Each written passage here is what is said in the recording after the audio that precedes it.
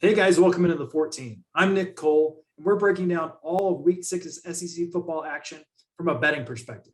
Today, we're talking about the Tennessee Vols and the South Carolina Gamecocks. This game's going to be played at Neyland Stadium at noon Eastern on Saturday. It's to be televised on ESPN2.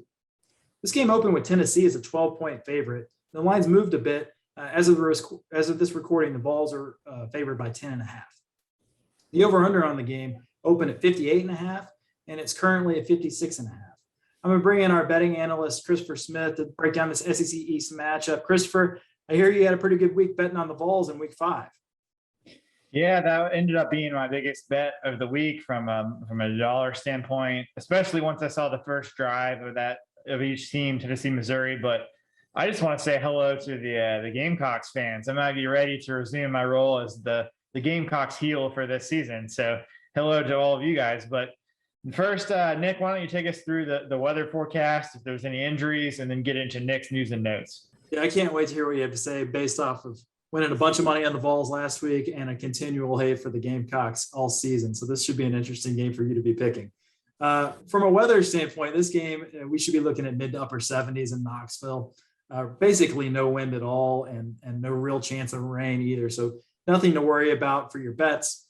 On the injury side of things, there are some names that we should look at. On the South Carolina sideline, we've got defensive tackle Rick Sandage and wide receiver Xavier Legette, who may be out of the game this week. For Tennessee, starting center Cooper Mays and backup guard Kingston Harris are questionable for this game. Starting safety Trevon Flowers missed the Missouri game and may not play in this game either. Same for the backup linebacker Juwan Mitchell. He didn't play last week and may not play again. Running back Jabari Small left the game against Missouri, and it's sort of unclear on whether he's going to play this week or not. Let's get into the news and notes for this one, Christopher. I would start with this. Josh Heupel's vision for what the Vols offense could be showed it could work in conference play against Missouri. Now, that sound you may have heard was Tennessee scoring a 10th touchdown on that Missouri defense. It is probably the worst run defense that I've seen in quite some time. I became aware of it watching the Tigers play Boston College and losing overtime in week 4. And I think it really started to show through last week when the Vols went off for 458 yards rushing, 5 scores on the ground, and on a collective 59 carries. So Tennessee, early and often with tempo, was running the football effectively. The question obviously becomes how much of that was the Vols and how much of that was a poor Missouri run defense. I guess we'll find out a little bit more about that this week against South Carolina. So we've obviously got new coaches on both sides of the field. The recent history suggests that it's going to be an extremely close game, to the tune of 8 out of the last 9 games between these two teams have been settled by 6 points or less.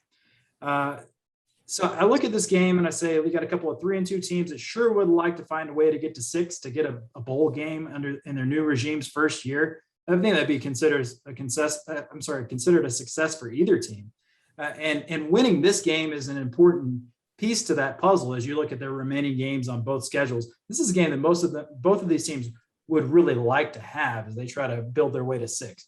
So Christopher, do you see this game as sticking with the trend of being within 6 points or less, or do you see one of these new coaches separating themselves as we get to the midpoint of the season?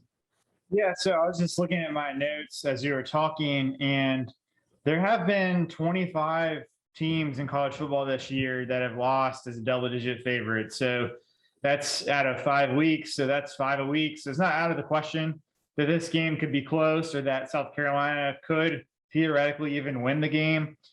And I will admit, Gamecocks fans, I'll say something good about your team. I'm pretty impressed with your defense so far. They're up to 36th in SP+, 17th in EPA per snap on defense, including 4th in pass defense. And you take away South Carolina's 46 points against Eastern Illinois, and you take away Georgia's 40 against South Carolina. And let me just read you, Nick, the team totals by either South Carolina or their opponent outside of just those two. 0, 20, 17, 13, 16, 10, 23, 14. So that's not a lot. A lot of similarities between South Carolina's scores and the opponent's scores, not a lot of points. Now, look further into this, and the Gamecocks are only 43rd in EPA per snap against the run.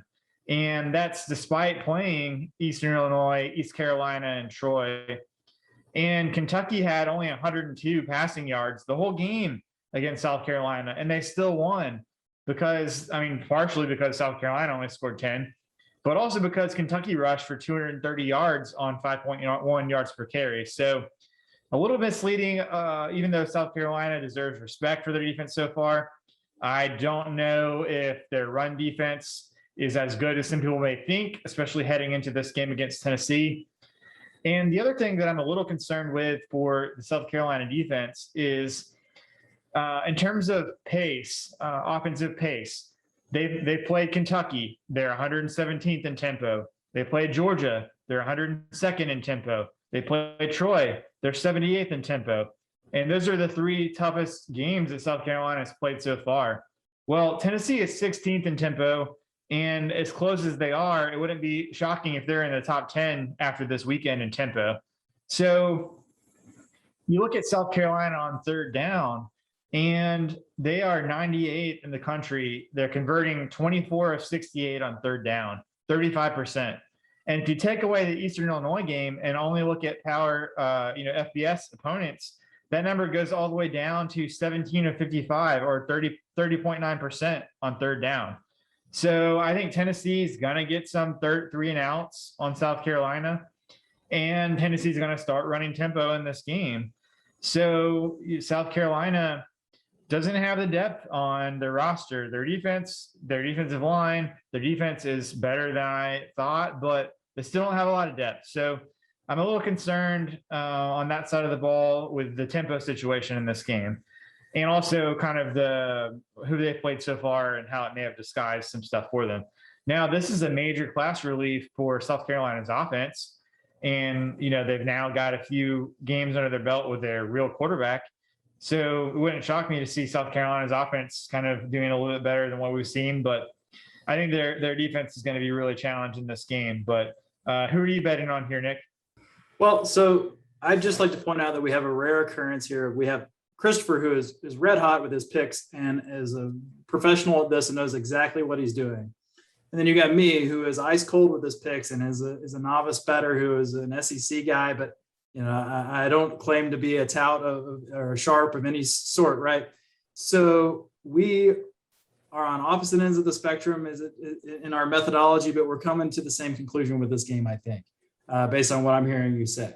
I like Tennessee to cover this game. I think they're quite a bit better team, and I love the way that they're playing right now. I love the pace that they're playing at offensively. I love that they found a quarterback who works for this offense. And so for that reason, I'm going to lay 10.5 points on Tennessee. And then I like the over because, like you said, I think South Carolina's defense has been good so far, but I don't think it's been tested in the way that it's going to be tested on Saturday, at the pace that it's going to be tested on Saturday. So I think we're going to get over that 56.5 in this Tennessee win. Do you agree with me on this? Yeah, and I will say one thing that I didn't bring up yet, and I'm maybe half serious in that Josh Heupel should almost be fired for starting Joe Milton ever in this season at all. I mean, it's crazy how different the Tennessee offense is with Milton and with Hendon Hooker. It's just, how could you ever start the season with Milton is a question I have. But now that Hooker is in there, I'm definitely taking Tennessee minus 10.5 in the scheme. And I do like over 56.5. I think there's some value, so sort of some hidden stuff there that, look at South Carolina as just the raw score. Maybe people think the under, but I actually think it sets up well for the over here. So we agree on this one. Hopefully we all can get to the window this weekend and cash some bets. But for Nick Cole, I'm Christopher Smith for the 14, and we'll talk to you soon.